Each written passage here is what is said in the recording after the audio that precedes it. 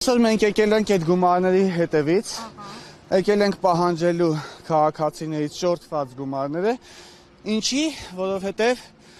այդ հանցագործությունները տեղի են ունեցել տվյալ պետական մարմինների թերի աշխատանքի արդյունքում Հայաստանի Հանրապետության տարածքում տեղի են ունեցել փաստորեն ձեռնարկատիրություններ տարբեր տեսակի, որը արգելված է եղել, ապօրինի ձեռնարկատիրությունը իմացել են եւ չեն կանխել, դրա հետևանքով երկրում ունենք մոտավորապես 20,000 եւ ավելի տուժածներ։ Նույն հարթակից, թե տարբեր հարթակների մասին է խոսքը զանգերի կենտրոնների միջոցով ներդրումային խարդախությունների եւ այլ կիբերհանցագործությունների մասին է, որ այսօր քաղաքացիները հայտնվել են ֆինանսական կազուսի առաջ եւ այդ քաղաքացիները հիմա ասեմ թե ինչի համար են խոսափում լրատվամիջոցներից, որովհետեւ նրանք առաջի հարվածով հսկայական շատ մեծ գումարներ կորցնելուց հետո ենթարկվում են հալածանքների եւ հասարակության կողմից, որ ուր է ձեր գլուխը, ինչի եք խաբվել, ինչի գումարները փոխանցել հանցագործներին, նախ հանցագործների ճակատին գրած չէր, որ իրանք հանցագործեն, նմանատիպ դեպքերում ամբողջ փաստաթղթաբանությունը իհարկե ապահովագրված է լինում։ Մենք ունենք շահառուներ, ովքեր մասնագիտությամբ ծրագրավորող են։ Այստեղ կան քաղաքացիներ, ովքեր աշխատում են բանկերի փողերի լվացման բաժիններում, այնպես որ ծուղակում հայտնվելը դա միայն ու միայն միամիտ մարդու խնդիրը չէ։ Ուղղակի պետությունը ունի պարտականություն, պաշտպանություն տրամադրելու քաղաքացիներին եւ պետությունը ունի պարտականություն քաղաքացիների ֆինանսական իրավունքները վերականգնելու եւ պետությունը չունի իրավունք ֆինանսական տույժեր կրած քաղաքացիներին մեղադրանքներ ներկայացնելու, թե իբր թե միամտություն է, իբր թե անփութություն է, միամտություն եւ անփութություն այս մարմինների արածներն են։ Պարոն Կարագոզյան, նայեք, ընդունում եմ օբյեկտիվ ձեր դիտարկումները, ամեն դեպքում հանրային շրջանակներում հարց է ծագում, առաջին անգամ խաբվելուց, երկրորդ անգամ խաբվելուց հետո, երրորդ անգամ վստահելն է քննչական կոմիտեի դաշտում։ Այո, Ինչու՞։ Որովհետև առաջի անգամ, երկրորդ անգամ, երրորդ անգամ սա նույն հանցագործությունն է, սա նույն ձնագնդին է, որ գլորվելով խնդիրը ուղղակի մեծանում է։ Մարդը ծուղակում հայտնվելուց հետո ինքը այդ հսկայական գումարներ, օրինակ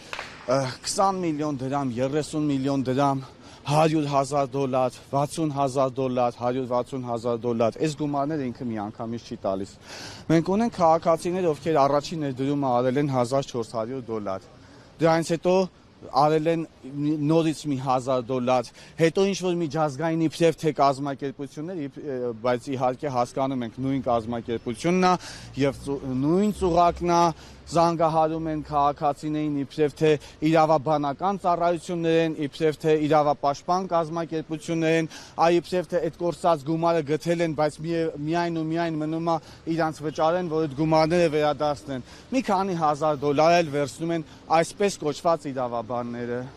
Մի քանի $1,000 էլ վերցնում են հետո իբրև թե շահույթի ինչ-որ հարկեր, ինչ-որ տոկոսներ։ Եվ այս ընթացքում եւ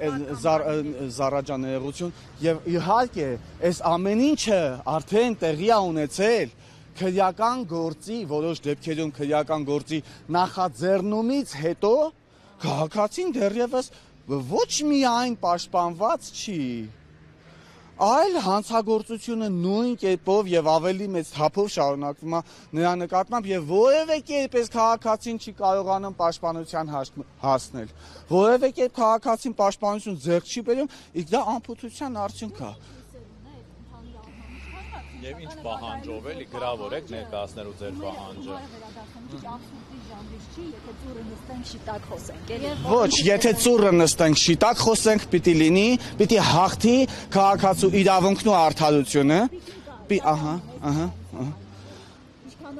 Իշխանությունը ով կլինի թող լինի, մեզ իշխանությունները բացարձակ հետաքրքիր չեն, մենք հիշեցնում ենք նրանց պարտականությունները, որը պիտի կատարեն։ հակառակ դեպքում այս դռները կփակենք, հակառակ դեպքում մենք պատրաստ չենք կույրաղիքներ պահելու, հակառակ դեպքում մենք պատրաստ չենք հարկեր վճարելու այն դեպքում, եթե մեր իրավունքները որևէ դեպքում չի վերականգնվում, թող բերեն ինձ մի դեպք, ովքեր ներդրումային խարդախությունների հետևանքով զոհ դարձած քաղաքացիների մեկ իրավունքը վերականգնել են։ Մեկ դեպք եմ ուզում, մեկ դեպք, ապա ինչ ենք պահում ես կիբեռանվտանգության վարչությունները, հատուկ դեպքերի քննության վարչությունները, ինչի համար ենք պահում այդ վարչությունները, եթե չի վերականգնվում իմ քաղաքացիների իրավունքը, եթե ներկա պահին ես տեսնում եմ այստեղ քաղաքացիներ, ում մասով մենք անհանգստացած ենք եւ ուզում ենք նրա մասով արդեն ցուցմունք տանք, որովհետեւ վտանգավոր է, հանցավորները կապվում են քաղաքացու հետ, սպառնում են, որ եթե այս կամ այն ինֆորմացիան կտաս պետական մարմիններին, մենք քո գլուխը կկտրենք։ Սա իրատեսական վտանգ է քաղաքացիների կյանքի նկատմամբ։ Հիմա ինչ